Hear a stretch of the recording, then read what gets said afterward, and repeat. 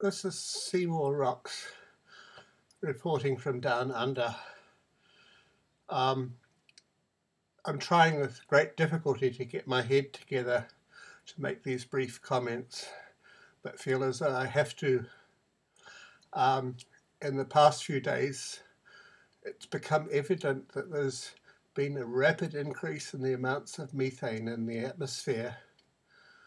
I put together an article yesterday which shows through an internal comparison that things have changed dramatically since a 3,000 parts per billion spike in late May, and things have become much worse.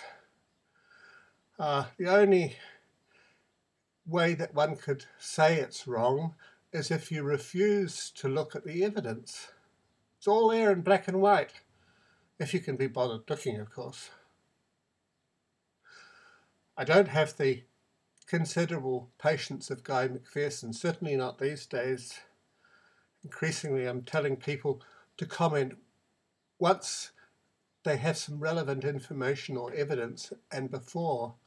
So those comments, those useful comments, are very helpful, but the other ones aren't. I just don't suffer fools gladly these days.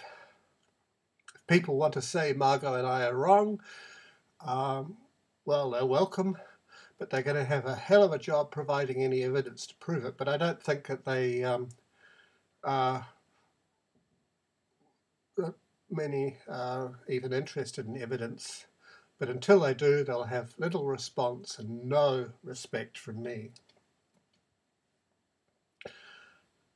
It's been a truly lonely journey for Margot and I in the past few weeks, and increasingly so. Despite trying our best to stick to the facts and to the evidence and keep our conclusions largely to ourselves, throughout almost 8 years with the blog, I've tried to restrict myself to presenting and posting the evidence and presenting what I feel are critical cases made by the likes of Guy and Paul Beckwith and others. I'm sorry I can't mention all your names here, and some people have come and gone. I can almost detect that behind the scenes people are quietly desperate and trying to absorb a rapidly changing situation with abrupt climate change. There's a lot of depression and desperation amongst those that are truly in the know. It is disappointing to see that none of the usual crowd have said more than one word, or even one word, about these latest developments with regard to methane. Both of us, I know, would appreciate informed feedback, especially from the experts. But there's been not one word. I have the utmost respect for those who have persevered year after year and kept providing the evidence for rapid climate change. And I understand the present silence to some extent. In particular, I understand Guy, who's put his neck on the line to present the truth as he sees it, honestly and without holding back. And he's been subject to the most vile behaviour from people, despite being mostly right, and exposed to daily hate mail. So how anyone can just keep going with under that pressure, I can hardly begin to imagine. Guy, more than anyone, understands all this better than almost anyone.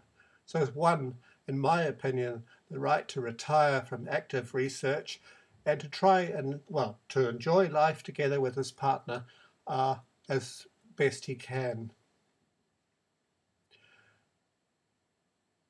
This past 8 years has been mostly full of looking out and presenting evidence that was mostly in specialist publications and not in the public arena. I could find very few mass media articles in those early days on climate change.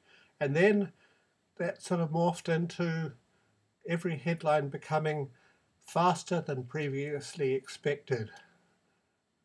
Now the headlines, which come almost every day, are almost panicky, while at the same time still failing to tell the full truth. A case, I would say, not of what they tell you, but what they do not tell you being the most important. So it's become a more and more lonely affair, mostly, I would have to say, because of doomer politics. I've been unfriended, blocked, kicked off groups over the years, rarely the other way around, usually in response, mostly because there was something that they didn't like in my opinion, or because I committed the crime of defending and continuing to offend Guy. So such occasions have become legion. Then came the 2016 election, which drew a line right down the middle between those who want to blame Trump on the one side for everything, and of course everything was perfect before Trump came to power, we know that, and those who want to deal in the facts. Most people, I've found, just want simplistic arguments to help them avoid facing the reality that faces us in the short term. No evidence for these people. Just a throwaway line, an opinion that does not depend on facts, let alone evidence. It's easy to say everything is normal if you're closing your eyes and bring no evidence to the table. Someone has brought up a point about the scales used by CAMS, and this needed to be checked on. So Margot therefore made an email inquiry with CAMS, and apart from an interim acknowledgement, has had no reply to her query. Instead, in exactly the same time period, over 24 hours, CAMS changed the way they present the information, introduced another scale and a colour scheme that presents a previous average methane emission of 1800 parts per billion in blue, which psychologically designed to give the impression that that's a very low level, whereas the current high values are anything from 1900, 2000 parts per billion and above. I can't remember the exact colour scheme, are coloured green. So for people who do not have the ability to do the research for themselves or to interpret the data, this is highly misleading because it takes a lot of eye for detail, which very few people have. So that means that people can and will draw a totally wrong conclusion, and that's the way it's designed to be. It's not an attempt to clarify things, it's not an attempt to improve them, but it's a form of deceit in my mind, an attempt to pull the wool over their people's eyes, one which I think is likely to be successful until the reality becomes impossible to avoid. So it's all, in my mind, an attempt to ensure that people know as little as possible about what is happening. And this is so EU, bureaucratic solution to confuse people, whereas NOAA and NASA in the United States just straight out play with the data and engage in out and out fraud, removing data, etc.